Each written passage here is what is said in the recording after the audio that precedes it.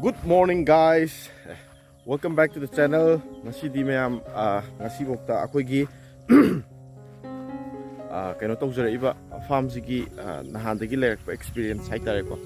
aina thengnajarakpa amadi thokiba mayam do mayam da sum matek share tawjarake nungaiba nungaitaba mayam yawi ko haibadi ano boina horokpanina sidaida asoibusu mayam yawi aduga si kaino amane learning stage amane ko aiju tammi khangdaba hana kaino oina theory da khangagasu paruba yenguba leiragasu kaino torakanda isana haurakanda potse kamai tawri adagi asoiba kai yauri habdo adu mayam thengrakpa yawe adugi mayam du so ai mayam da share tawjarake aduga ngarang dagi di nong si continue chu leidana nong chu badagi ngarang di kaino to ngamdre ko ado asi di nong ji hange dimna somna kanda kaino tawri ma makhada napi kan kai adagi somda akoigi nahangi lorpa kaino mayam dugi hana haujarage ko koi nahan lorpa nganu gaido nganu gaise kamai tawge har kanda nahan se aina moise antibiotic pijaba khojaba pijarabane ba pijaragasu adum marakta kaino tawba yaure ba khara adum sibe yaure ba sibe singanu mari manga muk sigre adum moigi do hana pirakpada haitare ko aina lairiba mafamdo adum lairiba mafamdo dagi moise masado dum khara naraga lakma male lokuma thungakpa male aduna first 2 days ta adum nganu ji continue haibadi first day da ama sire second day da ama sire third day da ama sire adumai tawdana nganu hoji pukta manga muk sigre ko ado hoi si kaino ne si bezidum sini khara didum sidia poti mayam torokpada ko ado sidi aina hoji asidagi aina learn tawba phanghoba mayam amasu kaino tawe aduga karino magi asi asmaina torokpa sida koina learn tawri je haragadi akoina magi aina khangjabane ko se aigi own aina hoji phoki le ko se aigi own experience haitar moina pirei size loi khena me habdi khara mana yam chawba yaure ade khara mana ai wonda di tha phabane haraga pirei ne ai su anobani na moina ai kanano kaino dubdi haijar roige do tar ko tha phabane haraga moina pirei size yam pikre ko ado magi size to pikpanina apikpaduga achobuduga thamina matam da achobu me amina chikpada kaino ko tawba yawe matu go loi kiendana adagi kaino toroga admaina tawbusu yawe adagi aina masi kaino tawroina aina dum moise nungdang su kaiju thado dum thamme ko moigi asaba mafam mai thanbi mafam ko masaga thambaje simadi fazana problem more adum ai sigi dagi aina learn to ko ado ai hidak nungdak loi pitha abane ba hidak haibdi lakpanina atop mafam dai lakpanina karino kamai tawbuno khangdamina aina antibiotic thare ko adagi moigi ors kai masa sontharam ba kaino tormen nganu singdi yamdi active oiramne huji hanaga compare tawbudi ko jendana chongna fazana kaino tormne adubu ason bakari raukudi kaino to haudre kan mangamdre ado sina si kaino sida fazana di learn tawbudi phange ko ado mathangi base ama torpa matamdi khangani haitare ko adune ma'am aina chaudana toroga sidagi tamhoba aduga hay sigisina fazana experience leire si khange har kana sida atopusu ma'am lakini huji moise watli matam ko adagi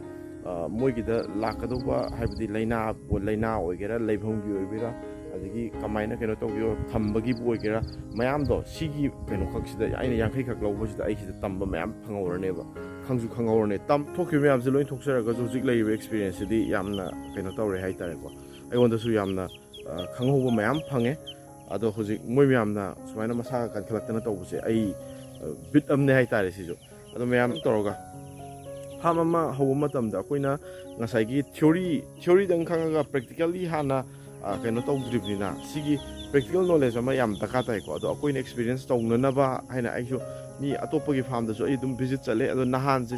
farm am da di chat pane ba ado chaliba farm se kamai tawge ha kana moigi aina yoba matamda ma se kitang thiengre ba ado thienga nungdang ni na video di yam phasana di kaino tawbudi ngamdre adubu adum yengba yana ba haitare ko adum yengbadi dum yabane aduga yam kana kana tawbudi natre ai mayam da dum share tawjirke ngasi akoi sida chatlize kendina thawre koi ricardo na maning da leire aduga aina mamang da video copy akoi humne akoi ne chatlize moirang tamnane moirang lomdane mai famje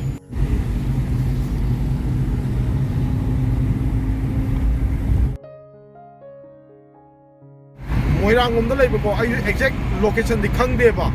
aduga moirangomda leiba laisoi farm ama lei magida akoi gi yen makan ko yen ma'am से मागी मखन मखन यामना मा से breeder ने को इनो अमले मागी कनो दुदा तौरगा आई जन बसलगा माई फार्म दु येंगे तौने मैम चलगा अब येंग मिनरु से कमाई तो फार्म नो आइजु उद्री आइजु फर्स्ट टाइम ने अदु चलगा मैम येंग मिनरु से कमाई तो फार्म नो करिनो हाबदो अदुगा ई मैम मखा ताना शेयर तौजराय मोइरांग योसले मैम सी मोइरांगी अखोगी गैलरी लाइब नाकंदुगी लंबी दु थौजले मागे सी लंबी से मनंग स्ट्रेट थौजलगा मनंग लैदुनी सी लैरे अखोई सी मनंग चंगी होजे nga स्वाद खामगा सिदगी थौजलनी अखोई ममदु ममजले यौरे होजे मागी फार्म से सोमदा गानु मैम लारे द ब्लैक एस्ट्रोलॉप अम लारे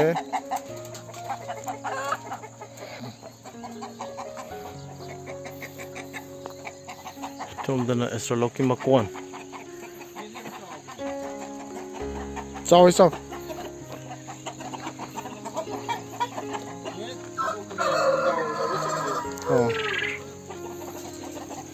हाउदी हाउरने हाँ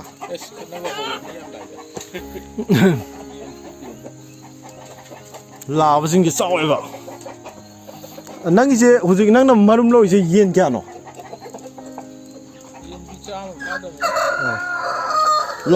लाबदी ताराम सुब्रा लाब ताराम दन ले लाब अम्मा अखुम अली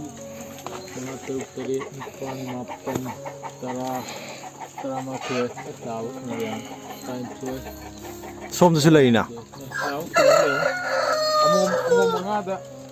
लाब अमा 5:1 की ने रेशियो ने बा गिनी फॉल मैम लाइरे तो सी हो तो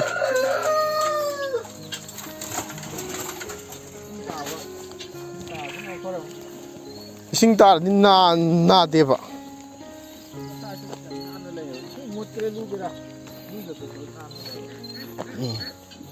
ओ सी ने बनाना जेबी द खाइदो पेकिन का जेबी का याना बने बनांगी से ओ मोइन योल दिसु पेकिन का जेबी का याना ब्राबा ये मखा अचुचामपुर की अंगो बेसते उखुल अंगो बेसते मिदरो अंगो बेसते अस नंगी से मखन मखन याम तौर मिजाने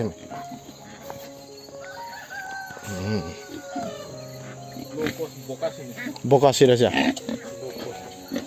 पोकी हम दू बने दा मथी फाय सुम नकन दे सुंगे ने तो ओ सी नंगी से वाई जे खरा थाना दम हाप्रा वाई जे हे चाय ओ अदम मोइने इल कान दा वाई जे पथगी ने बा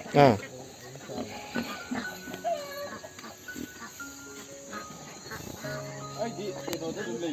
खरे सिने ले गाना nganu se adu pinga ji kamai tauge ba pinga da buda da ka ni ai ni tha pha do re so 다 타먹네. 자루 떠야 되나? 이렇게 좀 다도 타먹네 봐. 농 들어오디 봐진 거네. 자루제 터트로 놓고 봐. 첸바도. 첸바. 아이디가 시 film 들에 자루 실론 신도가. 아도 다디 프라 프레셔 따네. 자루도 탁 놓고 그래. 자루디 막박은 그거 아니야. 와, 시기야 뭐 이렇게. 시대 빌라이 기도는 nang ji makan yam tauri he nganu atene sidia somda nganu nang di indie chidi udre amta video ka ke dawne amta udre mai ba ta chi turkey turkey ga yen ga ni ko sidia